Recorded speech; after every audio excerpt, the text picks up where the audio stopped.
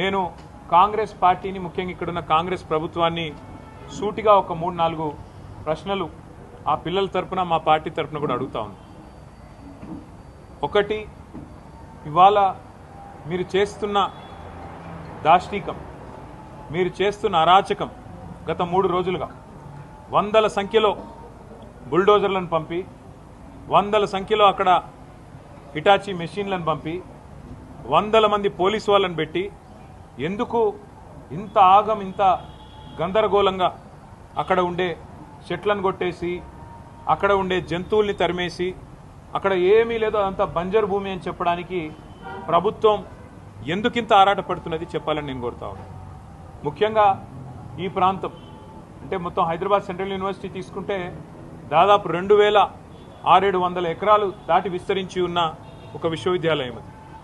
మనం నిజంగా చెప్పాలంటే ఈ పశ్చిమ హైదరాబాద్ గత 10-15 ఏళ్లలో విస్తృతంగా పెరిగిపోయింది.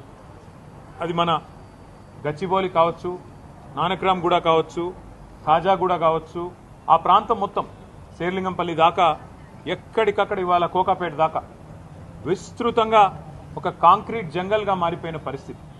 అక్కడ నిజంగా చెప్పాలంటే ఇప్పుడు జరుగుతున్న కన్స్ట్రక్షన్ బహుశా భారతదేశంలో ఏ నగరంలో ఇంత స్మాల్ ఏరియాలో అంత పెద్ద ఎత్తున కన్స్ట్రక్షన్ ఎక్కడ కూడా జరగడం లేదు. ఇది వాస్తవం.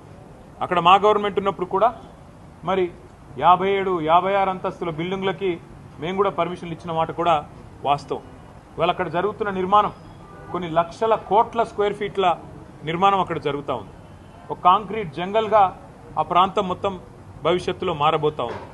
మిగిలి ఉన్న కొన్ని పాకెట్స్ ఎక్కడెక్కడైతే ఇంకా కూడా ఈ కాంక్రీట్ జంగల్గా మారకుండా పశ్చిమ హైదరాబాద్కి ఊపిరినిచ్చే ప్రాంతాలు ఏమన్నా ఉన్నాయి అంటే ఈ హైదరాబాద్ సెంట్రల్ యూనివర్సిటీ దాని చుట్టూన్న పరిసర ప్రాంతాలే నిజంగా చెప్పాలి అంటే ఒక లంగ్ స్పేస్ లాగా ఆ ప్రాంతానికి మిగిలింది ఏదైనా ఉందంటే ఇది మాత్రమే మిగిలింది. వాళ్ళ పిల్లలు ఎందుకు కొట్లాడుతున్నారు? ఒక ఎన్వైరన్మెంటల్ ఇంపాక్ట్ అసెస్మెంట్ అనేది చేయకుండా ఎట్లా మీరు 400 ఎకరాలు ఇష్టం వచ్చినట్టు మీరు అమ్ముతారు? మీరు ఏ హక్కుంది మీకు? ఏ మాత్రం ఇంపాక్ట్ అసెస్మెంట్ చేయకుండా, ఎన్వైరన్మెంటల్ ఇంపాక్ట్ అసెస్ చేయకుండా, ఏ రకంగా పర్యావరణ మీద ఇంపాక్ట్ పడుతుంది అనేది చేయకుండా ఎట్లా చేస్తారు మీరు అని చెప్పి వాళ్ళు కొట్లాడుతున్నారు. రెండవది,